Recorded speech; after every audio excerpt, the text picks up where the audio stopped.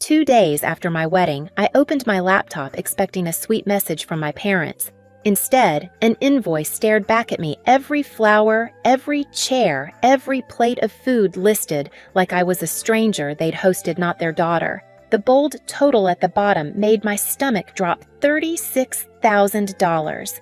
This was the same couple who handed my sister $400,000 as a wedding gift. Tom, my newlywed husband, froze beside me, asking Elena, "What is this?" I thought the bill was the betrayal, but the real shock didn't come until someone started pounding on my door. I grew up in a quiet suburb where every house looked picture perfect, from the outside, freshly trimmed lawns, holiday wreaths that matched the season's driveways, lined with the same silver SUVs. My parents, Daniel and Marilyn Ward, fit that world perfectly. They were the kind of couple people admired at neighborhood barbecues, successful, composed, always smiling. If you didn't know us well, you'd think we were close, that we were normal. But behind closed doors, everything in our home revolved around my older sister, Lily Ward. She was 4 years ahead of me and seemed to shine in every room she entered. My parents adored her. They praised her grades, displayed her trophies, and bragged about her achievements to anyone who would listen. When Lily wanted a new phone, she got it the same week. When she wanted new clothes, Mom took her shopping. I was the kid who grew into hand-me-downs and learned how to make jeans last 3 school years. I started working at 16 not because anyone forced me to, but because I wanted things my parents weren't willing to spend on me. They called it building character. Back then, I believed them. The favoritism wasn't loud or cruel. It was subtle, quiet. A closed door here, a soft pat on Lily's shoulder there. When holidays rolled around, Lily chose the restaurant, the family activities, even the movies we watched. I learned how to blend in, how not to take up too much space.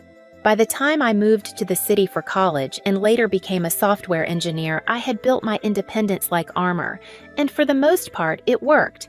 I carved out a life that felt steady, even if a part of me still wondered why the people who raised me never seemed to really see me.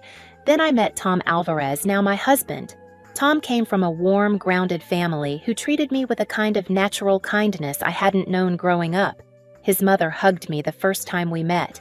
His father asked thoughtful questions about my work. His siblings joked with me like I'd always belonged. Tom saw the quiet parts of me too, the practiced calm, the habit of shrinking myself the way I brushed off small hurts. He didn't let them slide. He learned them. So when he proposed last year, it felt like the beginning of something gentle. My parents reacted with excitement that almost startled me. They asked about Colors Venue's catering. They insisted without hesitation that they wanted to pay for the whole wedding. After giving Lily $400,000 for hers, the offer shouldn't have shocked me, but it did. Not because of the amount, but because of how earnest they sounded. It felt like the first time in my life they wanted to treat me the way they treated her. I let myself believe it, and that belief would cost me more than the invoice ever did. Our wedding day was small, warm, and exactly what Tom and I wanted. We held it in a quiet garden outside the city with string lights hanging low and soft music drifting between tables. My parents, Daniel and Marilyn, arrived early. They hugged me, complimented the venue, and insisted on paying the remaining balances with the same cheerful enthusiasm they'd shown for months. It wasn't extravagant like Lily's wedding had been. Hers had made the local society pages, but it felt intimate and honest. It felt like mine. During the reception, I caught my mother wiping her eyes as Tom and I danced. My father clapped Tom on the back, praising the vows he'd written. For a brief moment, I wondered if the years of distance between us were finally loosening. If this was what it felt like to be seen, to belong. I went to sleep that night believing something in my family had shifted in a way I'd never expected. 2 days later, that illusion shattered. I was still surrounded by half-opened gifts and stray ribbons when I sat down with my laptop. Tom was making coffee in the kitchen. I thought my parents might have sent a sweet note or maybe a picture they'd taken during the ceremony. The subject line "wedding payments" didn't worry me. If anything, I assumed it was a receipt they wanted me to keep for records, but when the email opened, the air in the apartment seemed to thin. It wasn't a receipt, it was an invoice. A full, itemized bill listing every detail of our wedding day. The floral arrangements each bouquet accounted for as payments, the appetizers, the rented chairs, even the string lights. Every line neatly typed, every cost tallied as if my wedding had been a corporate event they'd hosted on my behalf. The total at the bottom hit me like a blow, $36,000. For a long moment, I just stared. I didn't move. I didn't blink. It was like my brain refused to process what my eyes were reading. Tom walked over with 2 mugs, placed them on the table, and leaned in. "Hey, you okay?" His voice cut off the moment he saw the screen. "Elena, what is this?" "I don't know," I whispered. I don't understand." But I did. Deep down in the place that still remembered every forgotten birthday card, every hand-me-down, every moment I was told to be patient. Because Lily needed something first, I understood exactly.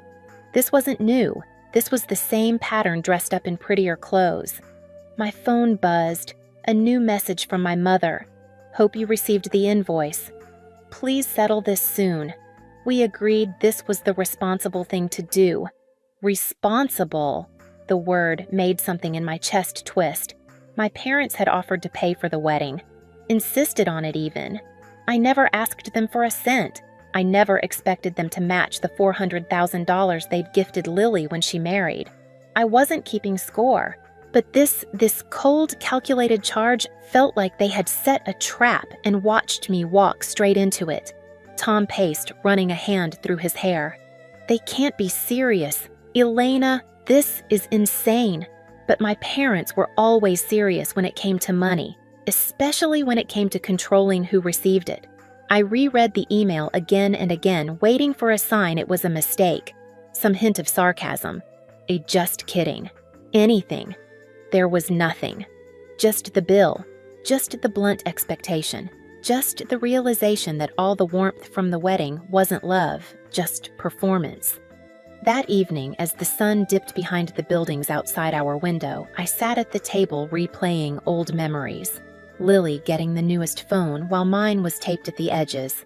Lily receiving new clothes while mine came folded in a plastic bag labeled "Donate." Lily being handed $400,000 with a proud smile while I was now handed a bill. And for the first time in my life, I didn't swallow it down. I didn't tell myself I was overreacting. I didn't excuse it as a misunderstanding. This wasn't a mistake. It was a message. And it was the turning point I didn't know I'd been waiting for. I didn't sleep the night the invoice arrived. Tom tried more than once to pull me into his arms and calm me, but my mind kept circling the same painful loop. The list, the tone, the expectation. All the years I had convinced myself things weren't as lopsided as they felt. By morning, something inside me had gone quiet. Not numb, just clear. If this was who my parents wanted to be, then I had to decide who I would be in response. Tom sat across from me at the kitchen table, worry all over his face. "What do you want to do? I'm going to pay it," I said. He blinked. "Elena, you don't owe them this." "I know." My voice was steadier than I felt. "But I'm paying it anyway. Not because I owe them, but because I'm done letting them use money as a leash." I pulled out my checkbook. Writing the full amount in neat letters felt strangely powerful. For the first time, I wasn't trying to bargain, explain, or earn their approval. I wasn't pretending the scales had ever been balanced. Tom squeezed my hand. "If you need me, I'm here." I nodded grateful and tucked the check into an envelope. But I didn't stop there. I wrote a letter measured honest, painfully straightforward. I told them how hurt I was, how their offer felt like a setup, how the invoice wasn't just a bill, but confirmation of a lifetime of favoritism and emotional manipulation. I wrote that I would never again accept money assistance or gifts with strings. I told them I was declining any future inheritance. And then I wrote the words I never thought I'd write. "This will be our final financial interaction." I sealed the envelope and mailed it before I could lose my resolve. For the rest of the day, my phone stayed silent. No calls from my mother, Marilyn. No texts from my father, Daniel. That silence should have been peaceful. Instead, it felt like a thunderstorm waiting to break. The storm hit the next morning. My phone lit up with messages from extended family, an aunt I hadn't spoken to in years, a couple of cousins who barely remembered my birthday, even a distant uncle who lived across the country. Every message said a variation of the same thing. How could you do this to your parents? They were trying to teach you responsibility. You're being dramatic. You should apologize. I stared at the screen, stunned by how fast the narrative had shifted. My parents had clearly been busy. Tom glared at my phone like he wished it would burst into flames. "Block them," he said. "All of them." I didn't yet. I needed to understand how far they were willing to go. Then an email arrived from an address I didn't recognize at first. A work account. It was from my mother. "Elena, the invoice wasn't real. It was a lesson. You weren't supposed to take it literally. We planned to surprise you with a $100,000 gift after you showed responsibility. Please don't overreact." I reread that paragraph 3 times. A lesson, a test, a promised gift dangled like a prize for obedience. Tom read over my shoulder and muttered, "Unbelievable." I didn't reply. Instead, I opened my banking app and mobile deposited the check they had sent me months prior for wedding-related costs, money I had never touched. I wanted it processed immediately so they wouldn't be able to tear it up and rewrite history. Their test was over. My answer was final. That evening, my phone buzzed again, this time with a number I recognized. It was my father's younger brother, Uncle Aaron, someone who had always lived on the edges of family gatherings. When I answered, his voice was calm but weighted. "Elena, I heard what's happening. I've been in your place before." And that was the moment everything sharpened into terrible clarity. My family had done this before. I wasn't the first, and unless I stopped it, I wouldn't be the last. I met Uncle Aaron the next afternoon at a small corner cafe near downtown. He was my father's younger brother, quieter, more observant, and someone who never seemed fully woven into the family fabric. I always sensed there was history there, something unspoken. Now, I finally knew why. He stirred his coffee slowly, eyes fixed on the swirl of cream. "Your grandparents did the same thing to me," he said. "They used money as a way to control everything. When I pushed back, they turned the whole family against me." I felt a chill slide down my spine. "So this isn't new. It's a pattern," he said, "and your parents learned it well." I sat back, letting the truth settle. It didn't make the situation less painful, but it made it clearer. I wasn't fighting one invoice. I was fighting decades of conditioning. When I left the cafe, I finally felt certain of what came next. 2 evenings later, right around sunset, I was in the bedroom folding laundry when a thunderous bang rattled the front door. Then another. Then another. "Elena!" a voice shrieked through the hallway. "Open this door right now!" Tom looked up from the couch, eyes wide. "Is that yes?" I said, my stomach tightening. "It's Lily." My older sister, once the golden girl of the family, the orbit around which everything spun, was now outside our apartment, pounding the door with both fists. The hallway amplified every scream like a megaphone. I walked toward the foyer, each step steady, deliberate. Tom hovered behind me, protective, but letting me lead. When I reached the door, I didn't open it. I simply stood still and listened. "You're unbelievable, Elena," Lily shouted, voice cracking. "You paid the invoice. Why would you do that? Why would you embarrass Mom and Dad like that?" Embarrass. The word scraped something raw inside me. More fists slammed against the wood. "They were trying to help you. They gave you a chance to prove yourself and you turned it into some big drama." My hands curled at my sides, not from fear, but from clarity. This was exactly how Lily had been taught to think. Whatever she received was a gift. Whatever I received was conditional. Tom whispered, "Do you want me to call building security?" "Not yet," I murmured. "I want to hear her." Lily's voice rose again, now close enough that I could picture her leaning against the peephole, her breath fogging the metal. "Do you know how much they cried over you? Do you know how hard Mom tried to explain the lesson you were supposed to learn? If you weren't being so selfish, you'd understand." A neighbor cracked open their door down the hall. Another peeked from around the corner. Lily didn't notice. She was too consumed by her performance. I quietly lifted my phone and hit record. Lily kept going. And now the whole family is talking because of you. Everyone thinks you're ungrateful, honestly. I agree. I mean, come on, Elena, they offered to pay. You should have just accepted the invoice and shut up about it. Tom's jaw clenched. I laid a hand on his arm, grounding both of us.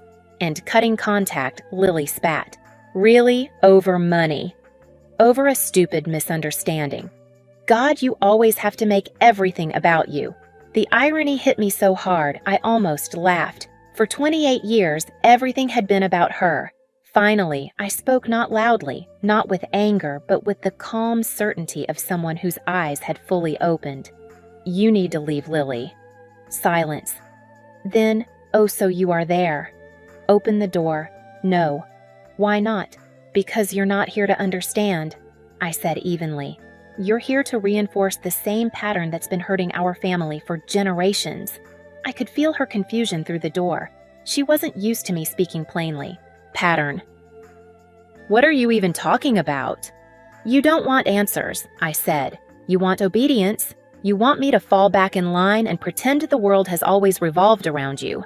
I'm not doing that anymore. Her tone sharpened. Don't psychoanalyze me, Elena. I'm not the problem here, you are. No, I said softly. I'm just finally telling the truth out loud. She let out a high, desperate laugh. You're delusional. Mom and Dad were trying to teach you to be responsible. They were planning to gift you $100,000 afterward. You ruined everything. This isn't about money. Yes, it is. No, I said again, firmer now. It's about control. There was a long beat, just air trembling between us, then a choked sob. So what, you're done with all of us? With the whole family? Yes, I said, until something changes. A shaky breath sounded from the other side. Fine. If you want to throw your family away, go ahead. But don't come crawling back when you realize you're alone. I'm not alone, I said, turning to look at Tom. Not anymore. A few seconds later, her footsteps echoed down the hallway, fading with every stomp. A door slammed somewhere near the elevator. And then silence filled the apartment, cool and heavy, but somehow freeing. Tom wrapped his arms around me from behind, resting his chin on my shoulder. I'm proud of you, he whispered. My phone buzzed just as he said it. A new voicemail from my father Daniel. I pressed play. His voice was low, worn, nothing like the man who had always spoken with unshakable authority. Elena, I don't want to fight anymore. I think things have gone too far. If you're willing, I'd like to meet, just to talk. Tom met my eyes. Do you want to? I think I need to, I said. The next afternoon, I met my father at a cafe near the river. He looked older than I remembered, shoulders, slumped eyes, tired. On the table between us lay the check I'd mailed him. He slid it toward me. We don't want this, he said. Take it back. Slowly, I pushed it back across the table. No. He blinked. Elena, it's not about money anymore. And for the first time in my life, he had no answer. After that meeting with my father, something inside me settled, not happily, not painfully, just finally. The weight I'd carried since childhood loosened. Tom and I walked home through the late afternoon sun, and for the first time in weeks, my chest didn't feel tight. My parents stopped emailing. The extended family quieted too, maybe realizing their messages weren't reaching me anymore. The silence didn't feel threatening this time. It felt earned. Tom's family invited us over for dinner that weekend. His mother hugged me. His father saved me the last slice of pie, and for a moment I understood what family was supposed to feel like: steady, uncomplicated kind. I wasn't naive enough to believe everything was fixed, but I wasn't trapped in the old cycle anymore either. For the first time in my life, the future felt like mine. Looking back, the invoice wasn't the real betrayal, it was the reminder of how long I'd accepted crumbs and called it love. Setting boundaries didn't break my family, it finally broke the cycle. And if you've ever felt unseen, unheard, or expected to stay quiet to keep the peace, you're not alone. Share your story in the comments, tell me what part hit you hardest, and subscribe so you don't miss the next one.